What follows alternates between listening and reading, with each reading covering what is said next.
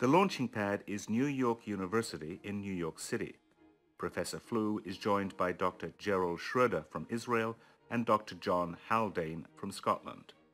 The MIT-trained Schroeder, who taught at MIT in Boston and the Weizmann Institute and the Hebrew University in Jerusalem, is the author of the bestseller The Science of God. His most recent work is The Hidden Face of God: How Science Reveals the Ultimate Truth. Many of us were taught that scientists believed that life arose from a sort of primordial biological soup. Could life have risen from random reactions? The late Francis Crick, the co-discoverer of DNA, who described himself as an agnostic inclined towards atheism, argued very clearly that the chances are so small as to be negligible that the long polymer molecules that sustain life could have been assembled by random processes from the chemical units of which they are made. Moreover, in geological terms, life appeared immediately after the Earth had cooled down. To explain this sudden emergence of living organisms, the agnostic Crick suggested that life may have been deliberately planted on Earth. Of course, in this explanation, Crick neatly avoids telling us planted by whom or what. Every living being, from the first bacterium to the largest dinosaur, is an autonomous agent that generates energy, reproduces and processes information using an incredibly intelligent symbol processing system, DNA. Life is a manifestation of intelligence written in the language of DNA.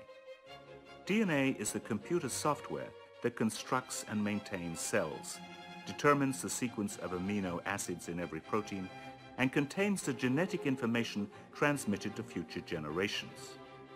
DNA is transcribed into RNA. RNA is translated into proteins. Proteins are just as fascinating as DNA. Proteins have the extraordinary ability to assemble themselves without external intervention. Every cell in the body, other than sex and blood cells, makes 2,000 proteins every second from hundreds of amino acids. To repeat, this happens every second. But this process is so complex, says Scientific American, that a supercomputer programmed with the rules for protein folding would take 10 to the power of 127 years to generate the final folded form of a single protein with just 100 amino acids. And yet, what takes a supercomputer trillions of years takes seconds for real protein. Harold Morowitz, in his book, Energy Flow in Biology, computed that merely to create a single bacterium would require more time than the universe might ever see. If chance, random combinations of its molecules were the only driving force, life could not have started by chance. Since 1979, you will have to search far and wide to find in a reviewed journal, in a peer-reviewed journal, an article that relates the origin of life to pure random reactions. Some thinkers, including Stephen Hawking, have argued that a horde of monkeys typing on a computer long enough could produce one of Shakespeare's sonnets. They then apply the analogy to claim that life could have originated from random reactions given enough time. The New Yorker, in the Christmas New Year issue of 2002, going on to 2003, was so impressed by the likelihood that this could happen that in fact it devoted its cover to the monkeys producing one of Shakespeare's sonnets. And you see the monkeys here hammering away, bing, bing, this one's not too happy, this one's really unhappy. But then over here in the corner, you get a real happy monkey. He got it. He got the sonnet. Now, it's interesting to go through the numbers to see how that works, but it's so accepted that a year or so, well, the Times of London, Friday, the 9th of May, 2003, has an article, Much Ado, but monkeys failed the Shakespeare's test. Monkeys failed, so what's the much ado?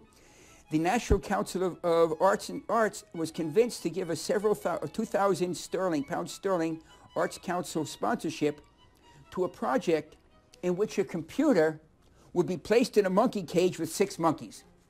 Okay, you got to get the. So they get this. They put the keyboard. I don't think they put the whole computer in because that'd be too dangerous. They probably put the keyboard in and shielded the wires and had the wire to go out of the cage into where the readout would be. It stayed in there for a month. They produced about 50 pages of hammering away.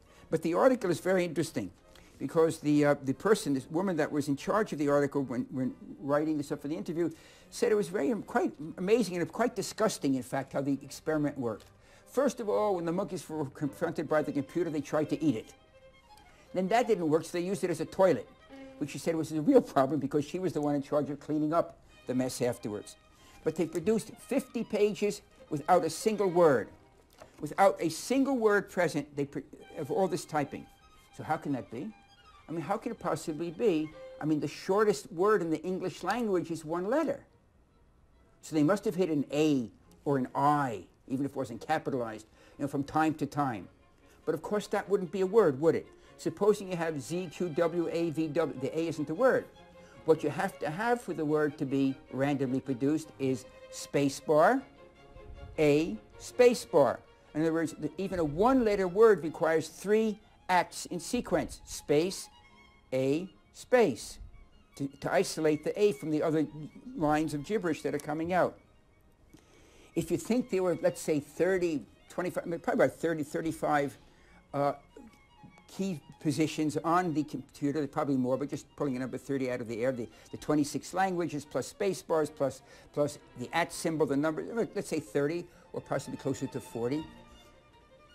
Well, the likelihood of getting that letter then is 30 times 30 times 30. Well, 30 times 30 is 900 times another 30 is 27,000. The likelihood of getting a one-letter word by random typing is 1 chance out of 27,000. What's the likelihood of getting a Shakespeare sonnet? Now, I wouldn't use this as a parallel for life, but that's what we get out of the most widely sold science book ever written, The Brief History of Time. What's the likelihood of getting a Shakespeare sonnet by hammering away? Well, I went to MIT, so I'm not supposed to know too much about sonnets, and I don't, but I knew enough to learn where to look. Shakespeare's complete works. All the sonnets are the same length. They're by definition 14 lines long.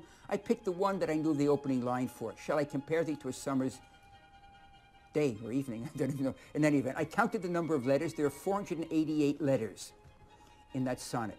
488 letters. What's the likelihood, forgetting spaces, what's the likelihood of hammering away and getting 488 letters in the exact sequence that's shall I compare thee to a summer's eve? And then going on through this. Well, the likelihood of, let's say it's S-H-A-L-L. So if you had a bag with 26 letters in it, you reach in and you want to pull out an S, the likelihood is 1 chance out of 26. If you have 2 bags, each with 26 letters, and I want to get S-H because I'm going to S-H-A-L-L, shall, 26, 1 out of 26 for the first bag, 1 out of 26 for the second, so that's 26 times 26. The A, 1 out of 26, keep adding. What you end up is 26 multiplied by itself 488 times. Or, in other words, 26 to the 488th power. Or, in other words, in base 10, 10 to the 690th. The number of particles in the universe, not grains of sand, I mean particles of protons, neutrons, electrons, muons, is about 10 to the 80th. We're talking about 10 to the 600th. That's 10 to the 80th is 1 with 80 zeros after it. 10 to the 690th is 1 with 690 zeros after it. There's not enough particles in the universe to write down all the trials. You'd be off by a factor of 10 to the 600th. If you took the entire universe and converted it into computer chips, the universe weighs approximately 10 to the 55th grams mass energy. So 10 to the 55th, 10 to the 56th. So we'll take 100 universes, 1,000 universes, 10 to the 60th. Huge, ultra massive universe, which cannot be that heavy, because it would have collapsed on itself immediately. And turn that entire universe, not just the Earth, the entire universe, forget the monkeys, into computer chips, each one weighing 1/1,000,000th of a gram. And have each computer chip able to spin out 488 trials, let's say, 1,000,000 times a second, which is about the speed, because eventually you get the problem of just transferring of information to run this out. If you turn the entire computer chip universe into these microcomputer chips, and the computer chips were spinning 1,000,000 times a second, a sonnet, but random letters, the number of trials you would get since the beginning of time would be 10 to the 90th trials. It's off again by a factor of 10 to the 600th. You will never get a sonnet by chance. the unit would have to be 10 to the 600th times larger. That's a billion, billion, billion, billion, billion, billion, billion, billion, billion, billion, until you get to the 600 times larger, or older by 10 to the billion, billion, billion. It doesn't happen.